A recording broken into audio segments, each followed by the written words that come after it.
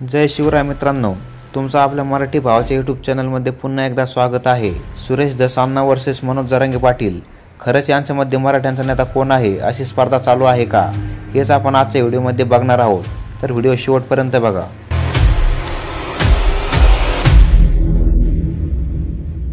मराठा आरक्षणासाठी मनोज जरांगे पाटील हे मागील 2 वर्षांपासून भूतोन भविष्यातील आंदोलन करीत आहेत आणि याचा सर्वात जास्त फटका आपण लोकसभेच्या निवडणुकीच्या वेळेस बघितलेला आहे। जरांगे पाटलांचा बालेकिल्ला म्हणजेच मराठवाड्यात महायुतीला फक्त 8 पैकी 1 जागा मिळाली होती। जरांगे पाटील हे नेहमी देवेंद्र फडणवीस यांच्यावर टीका करत असतात। आजपर्यंत देवेंद्र फडणवीस यांच्यावर कोणीच एवढ्या टीका केल्या नाही जेवढे मनोज जरांगे पाटील यांनी केल्या आहेत।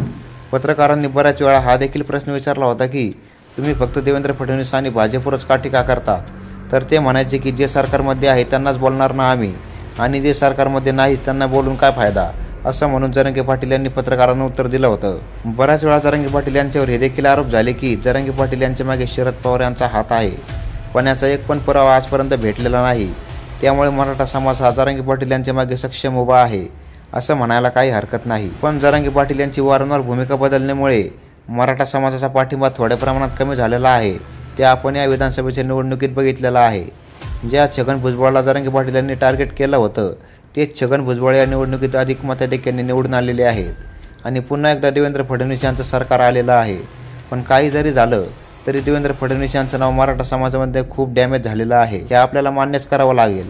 पण फडणवीसांना सुद्धा राजकारणातील चाणक्य म्हणतात। त्यांनी असा डाव खेळलेला आहे की त्यामुळे ते त्यांचं डॅमेज झालेलं नाव वापस मिळवू शकतात। तर तेच आपण आजच्या व्हिडिओमध्ये बघणार आहोत। जेव्हा संतोष देशमुख यांचं हत्या प्रकरण झालं तेव्हा सगळ्यात आधी तिथे जरांगे पाटील गेले आणि त्यांनी रस्त्यावर बसून आंदोलन केलं। तेव्हाच प्रकरणाबद्दल पुढील कारवाई सुरू झाली। पण त्याच्याच 4-5 दिवसांनी सुरेश दसांना यांनी एंट्री मारली।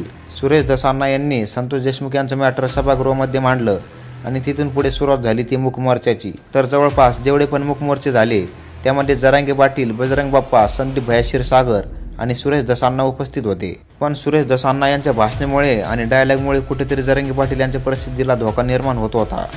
यामध्ये बजरंग बाप्पा आणि संदीप भैया क्षीरसागर हे शरद पवार गटाचे म्हणजेच महाविकास आघाडीचे होते आणि सुरेश दसांना हे महायुतीचे आणि त्यातले त्यात भाजपचे होते। वारंवार सुरेश दसांना यांच्या भाषणामुळे मराठा समाजात एक त्यांचा फॅनबेस तयार झाला होता आणि हळूहळू लोकांना पण असंच वाटायला लागलं की भाजपसुद्धा चांगला पक्ष आहे, कारण सुरेश दसांना भाजपमधले असून सुद्धा ते न्यायासाठी लढत आहेत। आणि 25 तारखेच्या उपोषणाच्या वेळेस सुद्धा सुरेश दसांना यांनी जरांगे पाटील यांची भेट घेऊन त्यांचं उपोषण सोडलं होतं। तर मित्रांनो, हाच डाव होता तो जरांगे पाटील यांची प्रसिद्धी कमी करून मराठ्यांचा नेता सुरेश दसा यांना व्हायचं होतं। हे मी नाही तर काही यूट्यूब चॅनल आणि स्थानिक पत्रकार असं म्हणतात। आणि एवढंच नाही तर बीडमधील मराठ्यांनी भाजपचं सीट पाडून बजरंग बाप्पा यांना खासदार बनवलं होतं। म्हणून मुख्यमंत्री फडणवीस साहेब हे 5 फेब्रुवारीला बीडमध्ये एका कार्यक्रमासाठी आले होते। तर तिथे सुद्धा सुरेश दसांना यांनी देवेंद्र फडणवीस हेच आपल्याला न्याय देतील असं म्हणून ते तुफान भाषण केलं होतं। तर याचा अर्थ असा होतो की सुरेश दसांना यांनी देवेंद्र फडणवीस यांच्याच सांगण्यानुसार संतोष देशमुख यांचं मॅटर सगळ्या राज्यभरात गाजवलं आणि भाजपचं डॅमेज कमी केलं।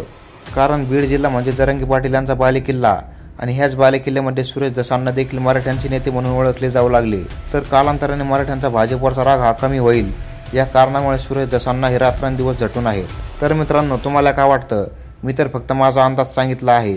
तर तुमच्या मते सुरेश दसांना हे जरांगे पाटील यांची जागा घेऊ शकतील का नाही, आम्हाला तुमची मतं मांडा। आणि जर तुम्हाला व्हिडिओ आवडला असेल तर व्हिडिओला लाईक करा आणि चॅनलला सबस्क्राईब करा।